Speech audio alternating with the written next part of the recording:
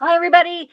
At Skating PJ here with my pals, Mazin Thomas and Charlene Bailey, and we are three turn three. So excited to be here again. How are you guys feeling? Great. Oh, much better. Better than last week. And that is all we can ask for, really. Well, that is, you were missing in action last week. We missed you because you were not Oh, feeling well. So we're glad to see that you are back in the land of the living. That's very good news. Mazin, how are you doing? I'm doing very well. It's spring. I'm trying to wear my brighter colors today. Here we go. The weather's changing. It's all good. And as usual, for the audience out there, if you have any questions or comments, we'd love to hear from you. Leave them in the chat window below. And we are going to have a fantastic show today. We're going to talk about Synchro Worlds, where I was in person. We're going to talk to the fantastic Brooke McIntosh and Ben Mimar, who are just back from their first World Championships. And we have, of course, on thin ice and all kinds of other mischief. Are you guys ready to go? Let's do ready it. to roll. Okay, Lake Placid, home of the ISU World Synchronized Skating Championships. Guess what? I got the chance to go with my friend Deanna on real PJ dollars just for fun. Although I still kind of posted a couple of things because really I can't help myself. Nexus from Ontario was there competing. They were going as national champions, and Les Supremes from Quebec. They were the second team. Les Supremes ultimately won the World Championships. Round of applause. It was absolutely a fantastic competition. Unfortunately for Nexus, they had a bit of a fall in the short program, and as a result, they couldn't really climb out of the hole that they dug themselves into. Ended up in fourth for the second year, but fourth in the world. Come on. What did you guys think of the competition?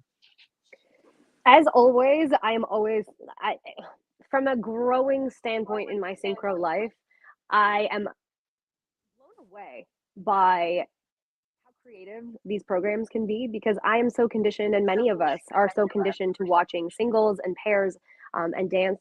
So seeing how creative and how beautiful these programs can be is truly like we are so lucky. And they did not disappoint at this World Championship. Mazin, what about you? Agreed. They didn't disappoint. You know what? We are Skate Ontario proud for Team We sure are. Nexus. That's for sure. And yeah, Peach, you are right. They did have a little bit of a bobble, within the short program that just kind of, pigeonholed them into that particular fourth place spot. But nonetheless, you know what? You just watch the programs and the quality of the skating of these, these athletes, and you think to yourself, you know what?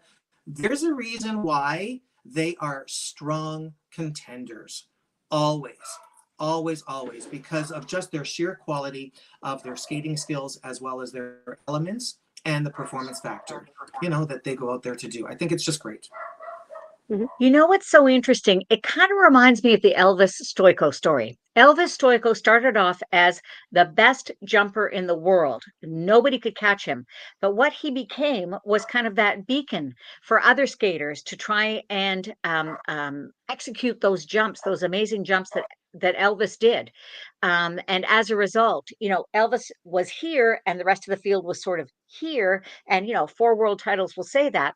Nexus, the same thing, two world titles. Nexus was here with skating skills.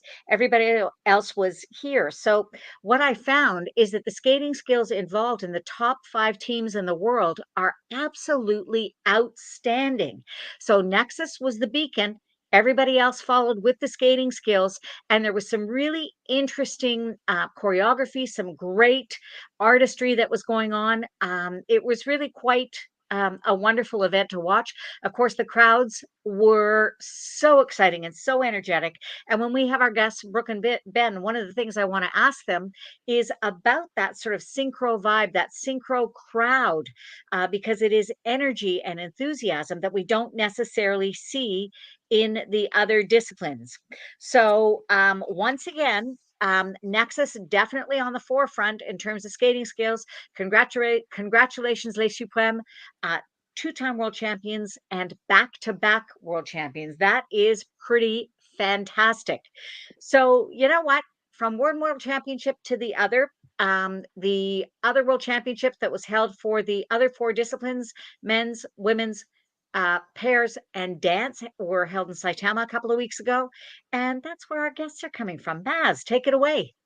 Listen, just as you said, Paige, we are very happy, really excited to chat with Canadian silver medalists in pairs, Brooke McIntosh and Ben Mimar. Thank you. Welcome, guys. Hi. It's my round of applause. That's it. That's our round of applause. Listen, we understand that you guys are right now in St. John's, Newfoundland. So thank you so much for taking the time to join us. You're doing some shows this weekend in St. John's. So first and foremost, what's the weather like out there? How's it going out there? Oh, it's a really nice day. There's not a cloud in the sky. It is very windy though. Yeah, it's windy. It's really cold, but it's really sunny. So it's cool. Oh, that's Very- great. And so let's talk a little bit. Your accomplishments this last season have been phenomenal. First of all, let's go back a little bit to NHK, where you earned a bronze medal. Tell us a little bit about that experience. Tell us a little bit about what you both felt and how you prepared for that event, and then the rest of the season coming forward. Obviously, going to the World Championships and placing 11th at Worlds, your first time senior World Championships. Tell us about that. Yeah, NHK was a pretty cool experience, skating in front of the Japanese crowd for the first time. We know that in Japan it's always big competition, a lot of people in the stands. It was like expected. It was amazing. We've seen a lot of Canadian flags from the Japanese crowd. They're all cheering for everybody. They're not cheering more for one. They're cheering for everybody, and it was pretty cool. Yeah, it was our both time being in Japan in general. So, or both of our first times being in Japan. So that was really cool to experience the culture around there. It's definitely very different than Canada. That was also our second Grand Prix experience, so we already had a little bit of a feel of what it would be. Of course, our first one was at Skate Canada, and that was really fun to perform in front of a home crowd. So, yeah. Amazing. great. So heading into nationals after having that Grand Prix experience, what was the game plan? What was going on behind the scenes to prepare for nationals? Because you guys really came out guns ablaze at that championships, which was amazing to see. But what was the preparation like for nationals versus the Grand Prix earlier in the season? It was all pretty similar, to be honest. Like, Yeah. competition is competition. Even if it's a small one, you're still practicing how you would prepare for a big one. For us, most of our competition, we lead up the same way with all of them. I've got a quick question, and that is, if we've got junior skaters listening in to this interview, what could you tell them about the difference between competing as a junior and moving up to senior? How different is it? What does that feel like? There's a bit difference. Like there's more people coming to the competition. There's more people in the stands, so that's different. I think also in senior we have more competition, so it's a busy schedule. Mhm. So you have to like manage how to keep energy in between competition and always stay at your top for competition. But other than that, you just have to do your job and like in the junior and the results gonna come. Yeah, it's really not that different. I mean, this was also our first full season together. We Yeah. only had like half a season in junior. So for us, it's not very different, but it's definitely more exciting. So that being said, more exciting now heading to the World Championships. Okay, the training, the thought process. How did you remain so calm and go out there to do two really great programs for your first time ever at Senior Worlds? Tell us a little bit about that. I know for a fact that you are coached by Andrew Evans, who I know very well, and you know what, your entire coaching team. So tell us what the strategy was and what your goals were heading into Worlds this year. Our goal for Worlds, we just wanted to skate big, powerful, having fun on the ice. We didn't have like any goals in the ranking or anything. We just wanted to go there for experience.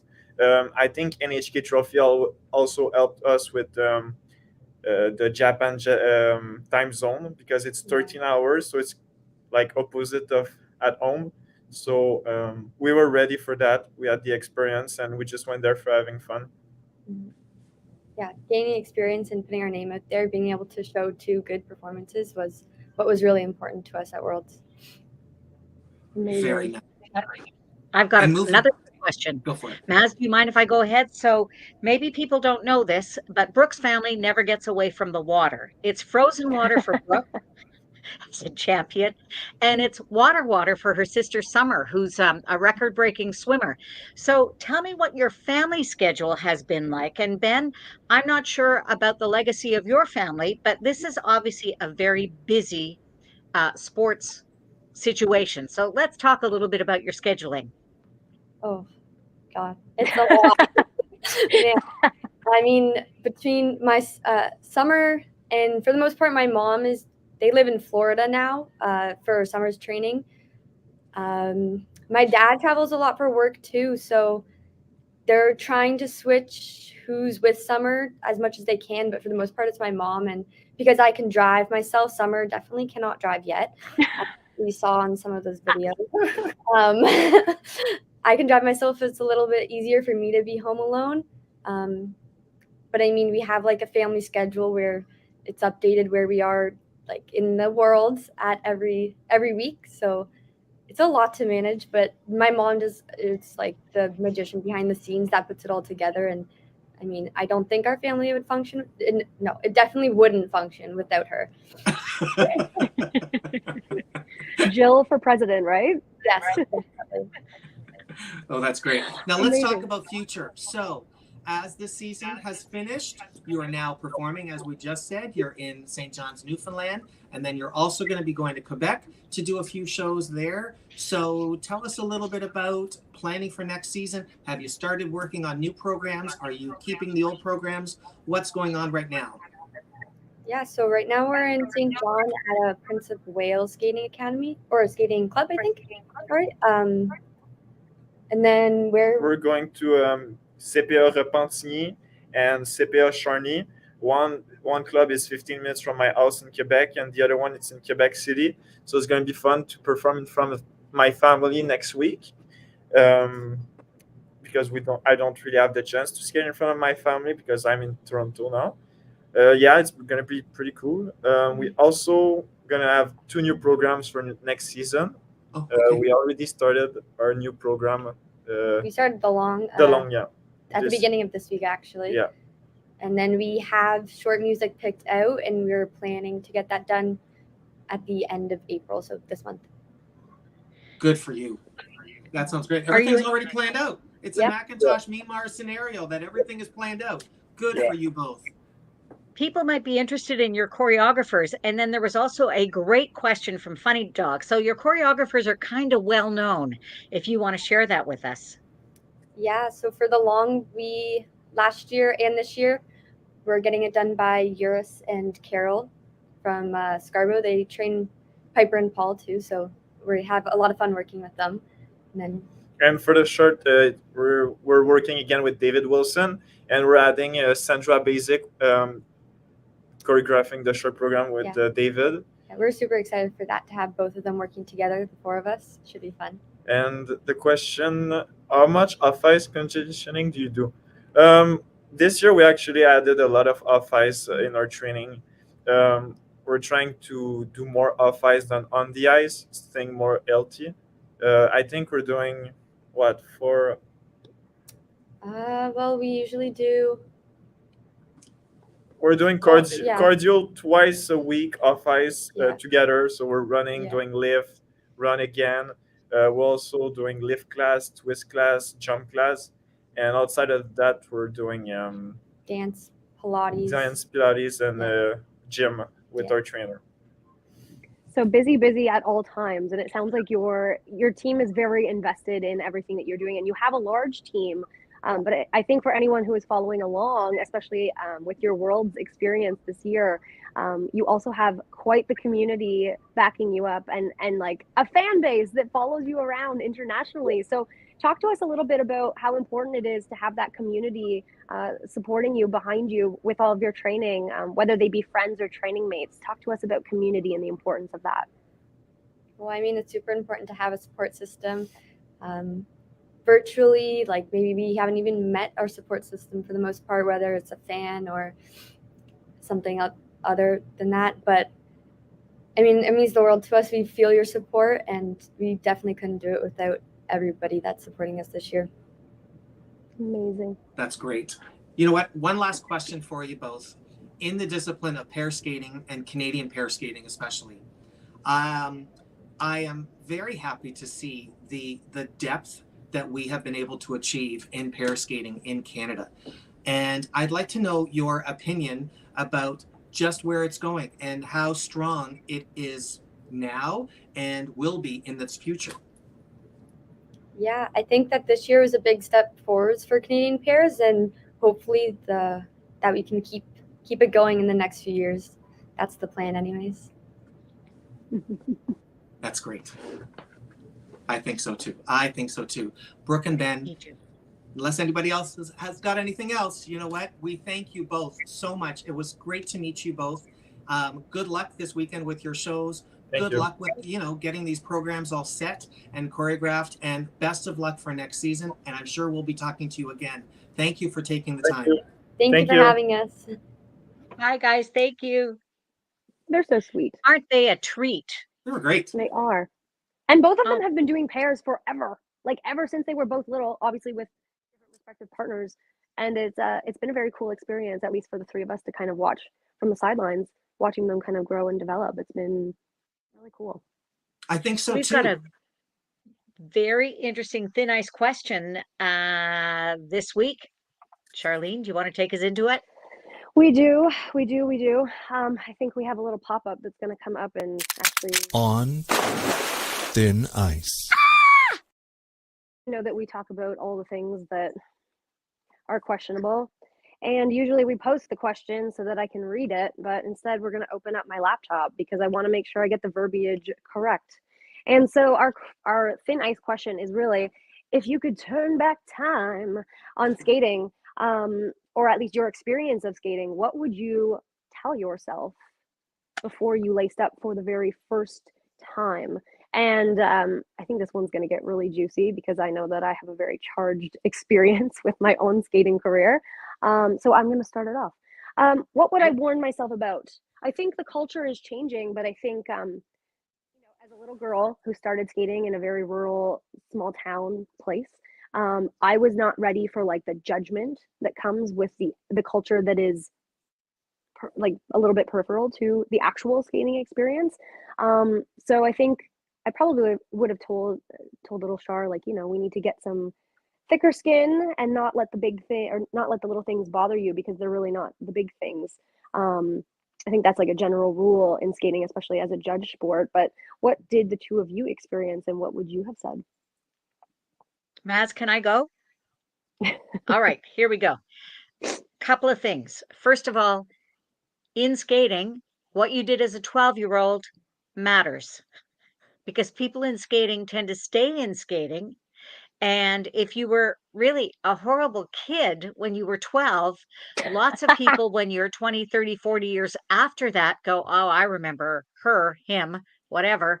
And I'm not going to have anything to do with them. People do change after they're 12. So that part is kind of interesting.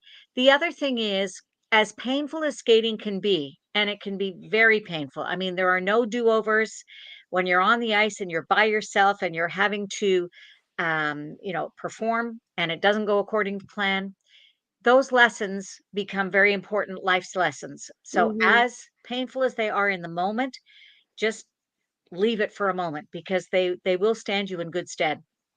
For me, to be honest with you, when I saw that we were going to be having this question for this week's On Thin Ice, I got to tell you the truth.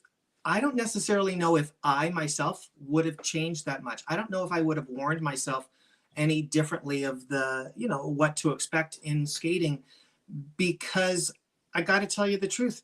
Once you end up making that decision that this is the sport that you want to really do your very best at, you do anything and everything for that sport. You try your best to take care of yourself. You try your best to train hard. You try your best to be kind to the other people that are on the ice. You try your best to go out there for every single performance and give it 100%. Brooke and Ben just chatted about how, every time they go out there to skate, they feel like they want to give 100%. And that's exactly what I think, that's what I tried to do. I might not have been the greatest of skaters, competitors, excuse me, but nonetheless, you always try to go out there to give your very best. Leah and Trent said the exact same thing, that every single time they go out there, they want to just do their very best. Warning myself about anything except just remind yourself constantly why you do this, why you are involved in this sport. Because whether it's figure skating or whether it's any other sport, it can be really tough. And sometimes some might even say a little cruel. But at the same time, if you remind yourself why you do it, then you always come back to the grassroots of the fact that, you do it because you love it. I myself often will ask young skaters that I'm working with that question: why do you do this sport? Why do you love it so much? And all of them have a different answer, as they should. And this might be the very first time I'm saying this on air on our show.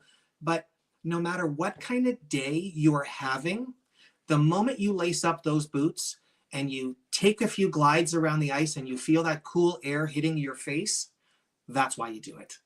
Because there's nothing that changes that feeling of I've got this. You feel that cool, refreshing air.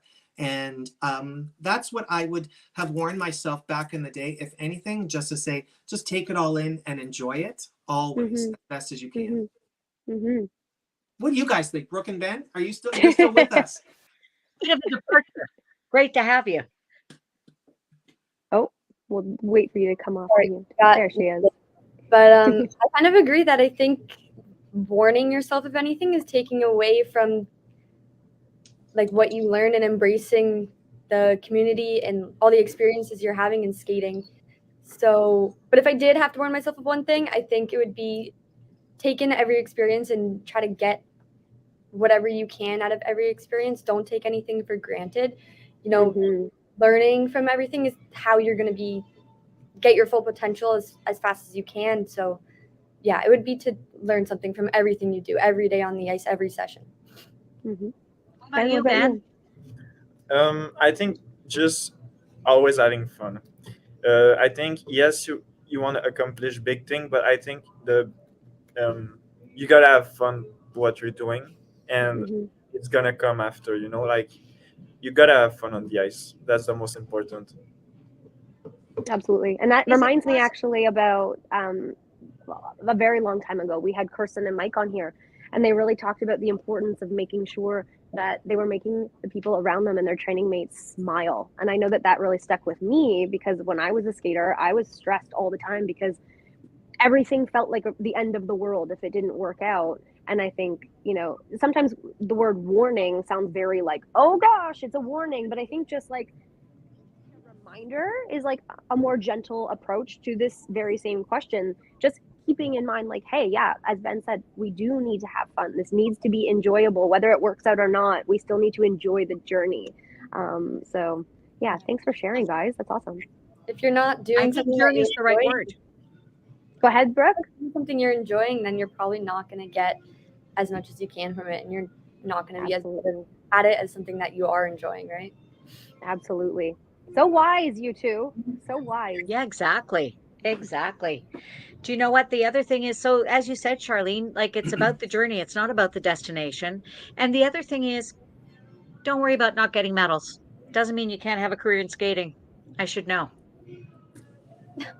We all should know that at this point. But I mean, really, no medals. But it's okay. I've gone through therapy. I'm good now. But it's true. It's like what you do when what you said, PJ, like, what you do at 12 years old, like it does matter, but also it doesn't. Because there's life after skating. And I think a lot of people get so like, oh my gosh, skating is my whole life. Like we listen to Brooke and Ben, like their whole day is just eat, sleep, skating, right? And but that's what's required to be competing at the level that you two are competing at. But there is also life outside of skating, and that needs to be enjoyed. Otherwise, you show up and you're not having fun, and you're not enjoying the journey, and you're not going to have the success as our two wise little owls, preached to us today. So Absolutely. Agreed. that's 100%. that.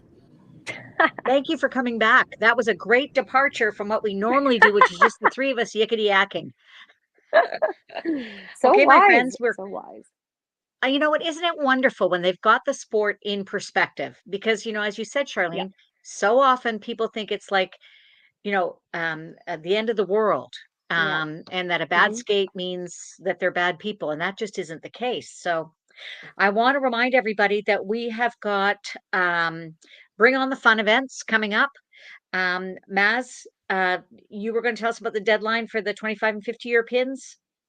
Unfortunately, that has passed, but hopefully all of the Oh. skating clubs and people ended up being able to get the names in on time. You know what? And if you forgot, maybe try to see if you can reach out. This is, of course, for pins from Skate Canada representing 25 years and or 50 years of volunteer coaches, officials, service within our sport. But I love that you're still talking about it, even though the deadline passed, because Yeah. I didn't actually know about this. So the deadline has passed. That is fine. Now it's something that, many of us and many of our viewers can keep in mind. That's great. Yeah. Well, and we should celebrate because those are huge accomplishments, that's for sure. Mhm. Mhm. If you want to know more, visit our website, skateontario.org. And of course, follow us on social media. We're basically at Skate Ontario everywhere. So make sure you follow us. Charlene, Mazin, and I are all on Instagram. So check us out there. And we're looking forward to seeing you next week. Same bat station, same bat time. Have a great day, everybody. Happy Bye. Thursday.